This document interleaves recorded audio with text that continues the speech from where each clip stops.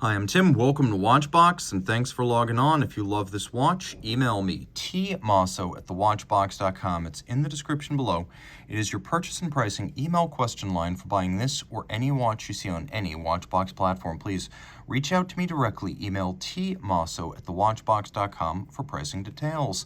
Today, we're discussing a spectacular Audemars Piguet Jules Audemars Tourbillon Chronograph, originally sold back in 2003. This is a wonderful mile marker, a remnant of what Audemars Piguet was before its exclusive focus on the Royal Oak and the offshore. The timepiece in rose gold is 43 millimeters in diameter, 13.3 millimeters thick, and from lug tip to lug tip, 48.8 millimeters with a 20 millimeter spacing between the lugs. We'll zoom out a little bit, throw it on my wrist.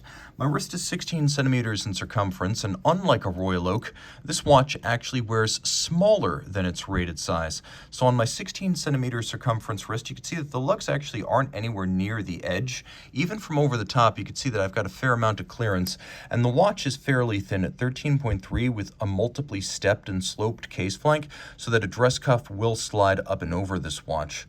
I can recommend it for wrists as small as 15 centimeters in circumference. The strap is a fascinating sort of combination of what appears at first glance like it might be alligator, and then it's rubber on the bottom. So again, I've never encountered a strap like this from Audemars Piguet. All I can tell you is it is a sort of faux gator that is made of rubber. It is absolutely an AP factory strap. It's super supple, it's brand new, and you can see it uses curved spring bars because the lugs are drilled close to the case. So with this curved spring bar, you're able to move the strap closer to the case for a better fit without any encumbrance to the motion of the strap. You can see both sides, we have that faux gator on rubber. We have a lovely folding clasp, AP logo style, and you can see it has a wonderfully rounded and fluted buckle to echo the shape of the bezel.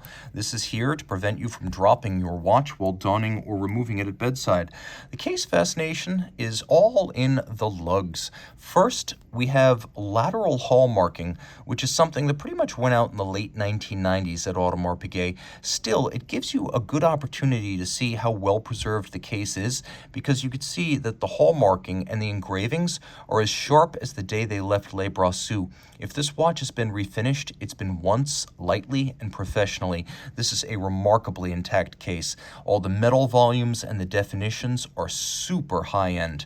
You can also see that it's a remarkably intricate fabrication, as the lugs were clearly fabricated separately from the case, inserted into slots in the case. They were then welded together with all evidence of the welded joint being removed to create the sharp break between case and lug. We have longitudinal satin, we have vertical satin on the facings of the lugs, polish on their top, and then polishing on the domed bezel. The bezel also has a flange where it abuts the sapphire. We have knurling on the crown, as well as the shoulders of the chronograph pushers.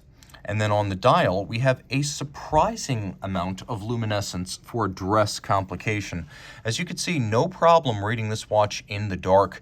We have skeletonized hands with white varnish, and we have a little chronograph minutes register countersunk into the dial. The dial is matte black with radially arrayed Arabic numerals and a scale for reading seconds, minutes, and fractions of seconds.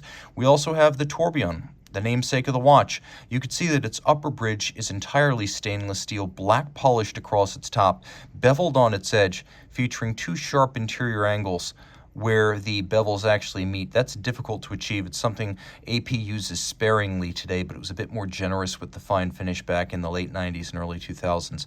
Now, this is a free-sprung 1 minute tourbillon, so it makes one circuit per minute, beats away at 21,600 vibrations per hour. It's free sprung with all the adjustments done using variable inertia bolts on the balance, and it uses an overcoil hairspring, so in any position, this tourbillon regulator will keep a very even time. It is a column wheel chronograph with some of the finest column wheel pusher feel and sound that I have ever experienced. The action is super crisp. Turn it all over. We have Audemars Piguet manufacturer caliber a 2879 here. You can see 25 joules adjusted to 5 positions, which is the high horology and chronometer standard. You can see that black polished column wheel with its lateral clutch on the reverse side. It's a manual wind with a 70-hour power reserve. You can see that all of the steel components of the chronograph mechanism have been satinated across their top and then mirror beveled on their edges, which is deeply impressive because steel is tougher to finish than brass. That's not to say the brass isn't well finished. The rhodium-plated brass is beautifully decorated with a combination of Côte de Genève mirror beveling. We have engine-turned perlage. We have solarization on the barrel. You can see this unusual click spring and click used across the top to prevent the barrel from running backwards.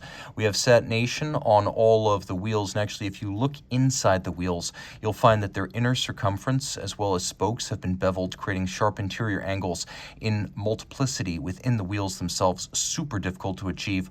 Jewel sinks as well as screw sinks have all been internally beveled, and we have black polished screw heads with chamfered slots in circumference, and all of this 20 meters water resistant.